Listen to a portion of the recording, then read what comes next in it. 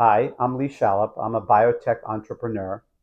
I started my career on Wall Street, where I worked for 20 years as an investment banker and a stock analyst before switching to medical school when I was 40 years old. When I started medical school, my goal was to practice medicine, but about halfway through, I realized that I could probably do more by combining my business background with my new medical knowledge and help work with scientists who had interesting ideas but weren't able to turn them into reality. And so when I graduated from medical school, I sought out scientists who had exciting technologies and were looking to build businesses around those technologies. Thanks for joining me here this morning. It's great. Pleasure to be here. Yeah, of course. And thanks for being on our board. Um, Excited to join the Lantern board. The promise of the work that you're doing is pretty exciting, and I'm hopeful that I'll be able to help move that forward. oh, you totally will. Your experience with Oncoceutics and ONC201 is like perfect for what I think a roadmap could be for some of our molecules. So, love to take some time to talk about your journey getting ONC201 through to approval, which is really phenomenal for the patients. How did you guys think about the indication? Like, how did that come about? Because that's one of the most challenging things in these molecules. They work, but how does it work here best? Sure. Like a lot of drug development, we followed the science. So the initial work was done in the lab of oncology researcher named Wafik El-Diri Yeah, by very famous. one of his Yeah. PhD students, Josh Allen, who ultimately went on with Wafik to patent their discovery and then became the chief scientific officer of Oncoceutics, and today is with Jazz Pharmaceuticals, which bought Oncoceutics through an intermediary company called Chimerix. And the work that he did was looking for anti-cancer effectiveness. And this molecule, which at the time was in a library at the National Cancer Institute, reminding us all of the importance of government funding for cancer research, showed anti-cancer efficacy in the experiments that he did in his work in Wafik El-Diri's lab. But at this point, it was just general anti-cancer effectiveness. And they did this in the NCI 60 panel, I'm assuming also, right? They did it with a broader NCI panel, so it was I forget if it was 2,500 or Oh, 10,000, but okay. it was a bigger panel. And out of curiosity, I was wondering about those panels, was there, do you think, sufficient or adequate neuro-oncology coverage on those broader panels? Because Well, I would say that NCI 60 doesn't really have a lot of neuro-oncology kind of focus. right at the time, there was not really focus on specific tumor types like neuro-oncology. It was just anti-cancer Yeah. effectiveness, so-called phenotypic screening, right? We didn't have a target in mind. We weren't doing, I'll call it new world drug development. We were doing old world drug development. We were no different than Alexander Fleming with his petri dishes and bacteria and dropping stuff in it and seeing what kills the bacteria. Josh Allen was just seeing what kills cancer cells. And so once we knew about the anti-cancer effectiveness, we did 1,000 cell line screen. So working with the Broad Institute, Mm-hmm. we asked them to look at the molecule that we now knew had anti-cancer effectiveness and tell us where to look.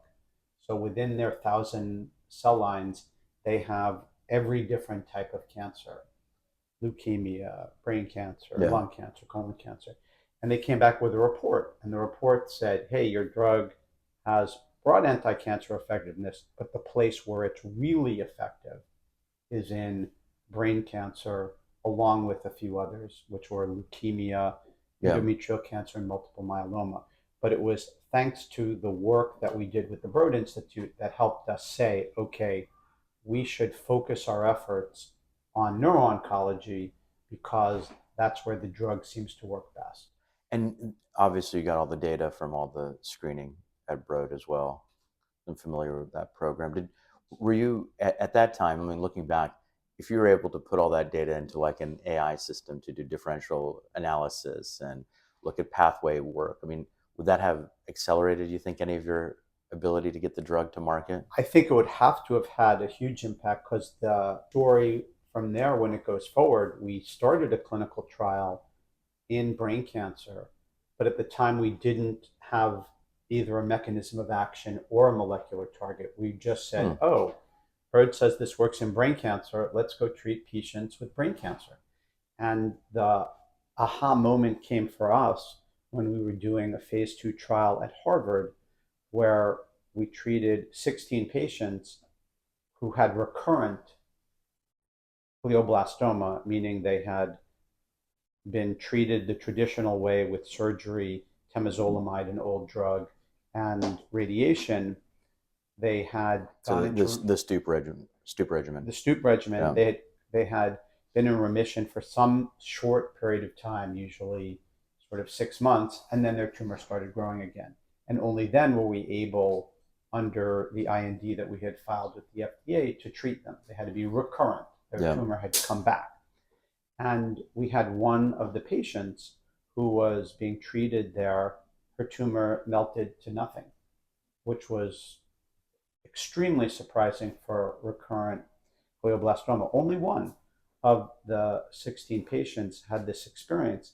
And we ultimately had to do a lot of work going backwards to do additional preclinical work to figure out that this one patient was the only patient that had this specific mutation, H3K27M, that proved to be critical for the drug development. And was that even measured or monitored clinically, H3K27M at the time? It was not. So it had been discovered in 2012, and it had entered the WHO guidelines in 2016.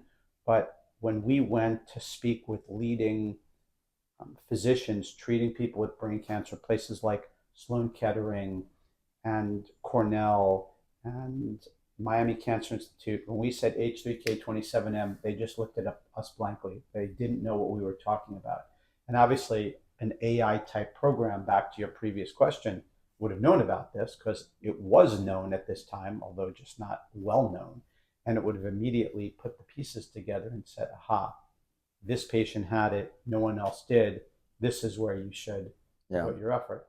And my guess is that you probably could have even maybe inferred this even from the preclinical data based on some pathway analysis or other work. It's entirely possible that we could have. Again, we didn't have the thought process, and indeed, even we worked with a researcher named Andrew Chi at NYU who had an extensive neuro-oncology cell line, including many cell lines with the H3K27M mutation. But I think even he was like, let's just run the drug against every different cell we have and see where we get some positive results, which ultimately pointed us in the direction of H3K27M. But I don't think anyone expected that prior to running the experiments. Tell us a little bit about now, just shifting gears a little bit to the patients. I mean, you mentioned this patient was recurrent that you found, but oftentimes those patients with recurrent, if I remember correctly, with that mutation, they have like less than 6 months, right? 5 months or so? The traditional expectation is 6 to 7 months median overall survival for patients with recurrent, as we called it, glioblastoma at the time, which was at the time the way that these patients were categorized. And the view was that patients that have the mutation, again, not well known, but this is knowledge that we learned over time, patients with the mutation have even shorter median overall survival than average. So this patient, who ultimately lived 5 years, would have had median overall survival expectancy of less than the 6 to 7 months that is average for patients with glioblastoma. Yeah, I think from what I read for H3K27M, it's like 5 months, 5.1 months. So, and it's hard because oftentimes your criteria for enrollment is to have some kind of, decent ongoing survival. I think for our recurrent trial, I think we're looking at least 3 or 4 months of life expectancy. Any shorter than that, it's challenging to enroll patients. Yes. I think in a lot of aggressive or recurrent brain cancers, those inclusion criteria may have to be changed or thought about differently, because you're almost penalized as a drug developer taking patients who are challenging. Yes. And so then you don't take patients who probably are in the need of the drug the most. Yes. Ideally, you would be able to treat patients in the front line, at initial diagnosis, especially in the, we know more and more today about the molecular markers in brain tumors. And there's something called MGMT, which Yeah. is an important marker. There's MGMT methylated and MGMT unmethylated. Today, there's general agreement that patients who are MGMT unmethylated don't benefit from treatment with temozolomide. But because temozolomide was approved in 1999, prior to even the knowledge of MGMT methylated and unmethylated, it's not part of the label. And as a result, you get into a situation with the regulators say, well, you have an approved drug, you better give them the approved drug first before you give them the experimental drug, even though most people say, if it were me and I had an MGMT unmethylated tumor, I would not take temozolomide because I wouldn't want A, the toxicity that comes with it, and B, the time passing while my tumor is growing and my disease is getting worse And you get no for, benefit. for a drug that doesn't have any benefit. Yeah. It's so challenging that, these things that we know scientifically, we've observed clinically, but yet they don't make it into practice. And even then, you still have insurance companies who say, no, we're not going to pay for anything else. Go do the drug that's not going to work Yes. first. Right. I mean, Because that's like so frustrating to me. You know something scientifically, you have clinical evidence, and yet making it into practice just seems like an impossible battle. So how do you see drug developers, especially small drug? I mean, that's where most of the oncology drugs come from. How do we kind of go up against this kind of uphill battle where we're not getting the most effective drugs like Star 001 or even RLP? How do you think this can change? What can we do to like change this paradigm of the slowness and the challenges of getting the right potential drug to patients? it's a tough one. I think one of the places that we could work more closely is with the FDA. I heard a panel earlier this week with two former FDA commissioners talking about there's a lot of Yeah. focus today on the priority review. And so, can we, normal reviews 10 months, priority review 6 months, but this is also all once an NDA is filed. And so, even if you shorten the process of review at the FDA, really the thing to focus on is it takes 10 years. In the case of ONC201, it took 16 years. We started working on it in 2009. We got approval in 2025. Now, I'd say our experience isn't necessarily the typical experience, but that's a perfect example of something that takes a long time. And I think both Robert Califf and Scott Gottlieb, the former FDA commissioners who were at this panel at H.C. Wainwright, were talking about how could we make the 10 years faster? Could there be more conversations between drug developers and the agency about how to speed things along prior to review, not just, okay, once we get the NDA filed, how can we make that process go faster? And I think that's a place that we could be hopeful for speeding things along. I think that's another great place actually AI can serve a great purpose is being able to summarize, synopsize all the vast amounts of data and preclinical reading and all the you know dossiers that go into this work. Yeah, the current FDA commissioner, Marty Makary, has been talking about using AI to speed some of the work along Yes. with the FDA. And I think that's something that we should all be hopeful about because that could make a big difference. Yeah, I think that's going to make, I think scientific review and biomedical literature review and data review and analysis is, yeah, it takes a long time for humans to do it well. And so if you can get systems to do it even better and do it within minutes as opposed to weeks or months, and that's happening, in real time. Even at our own company, when we get data in from trials, we're able to, we've put in systems now that can do this work like literally in a couple of hours versus what it would take weeks. Mhm. Looking at kind of the Onc 201 and kind of the cost to bring it from that 16-year journey, what would you say like it took in terms of dollars? Well, so one of the I think there's always a trade-off between time and money. Yeah. And one of the reasons I think it took so long is we didn't spend a lot of money. We had a low cost strategy, Mm-hmm. primarily to keep control. So we didn't have a traditional biotech VC that would have given us more money, but exercised more control over the company. And And they may have killed the drug earlier. it, I mean, that's entirely possible. We had issues along the way where they would have said, okay, not worth it. But we ultimately raised about $25 million in equity and were able to get about $25 million in grants, most of which were government grants. Another reminder of how important that federal funding is for oncology research. And so if you think about the amount of money that Oncoceutics spent, this 25 million, um, to get through data in phase two. Ultimately, Oncoceutics was sold to Chimerix, which spent a few $100 million getting it to the filing, the NDA filing, which ultimately led to approval, which by that time, Chimerix had been bought by Jazz. So it probably ended up costing 300 or 400 million. Um, but in the scheme of drug development, that's still a pretty inexpensive process yeah, to happen. absolutely.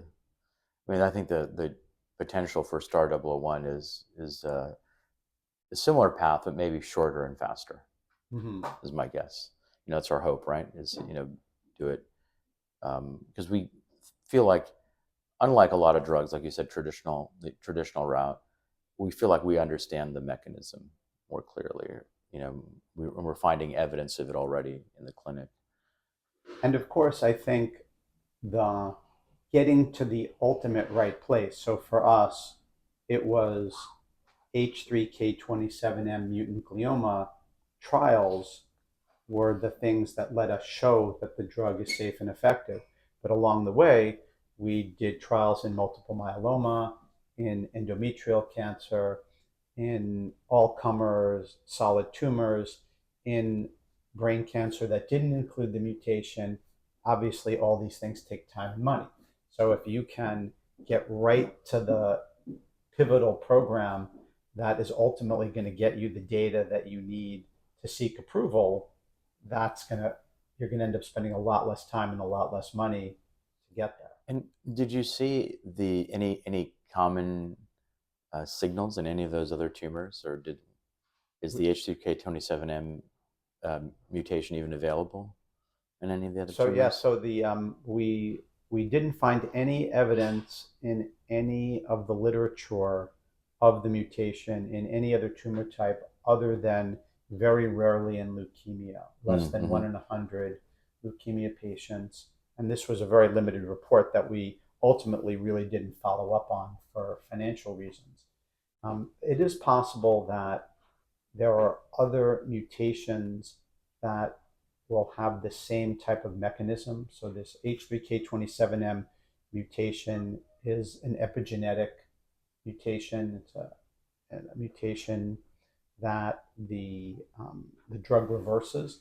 So it's possible that there are other epigenetic mutations that this drug can be effective against, but that's something that we didn't have the funding at Oncoceutics to pursue, and it's possible that Jazz or other scientists will pursue in the future now that the drug is going to be widely available. Yeah, I think epigenetic modulation is definitely something, especially in combination, can be used Mm-hmm. with other Yes. drugs. I mean, that's something that our Radar AI platform we've focused a lot on, is like looking at these.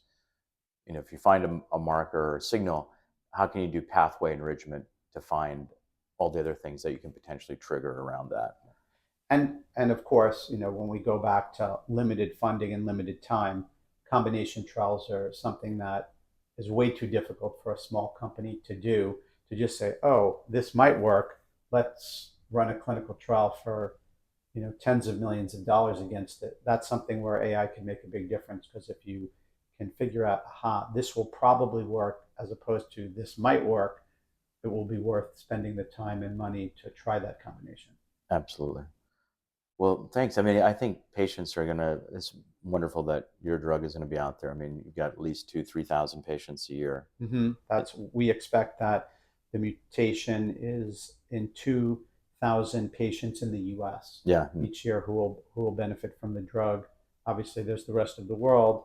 And to your previous point about combination, I expect that now that the drug is approved, physicians are going to pursue combinations based on various scientific theories, and we could see benefit, just as we've seen in so many areas that a drug approval is one small step towards ultimately benefiting patients, and a lot of the work that's done by doctors out in the field produce case reports that result in future clinical trials that result in second and third approvals for different things that either we thought about but couldn't afford to do, or that we never even thought about.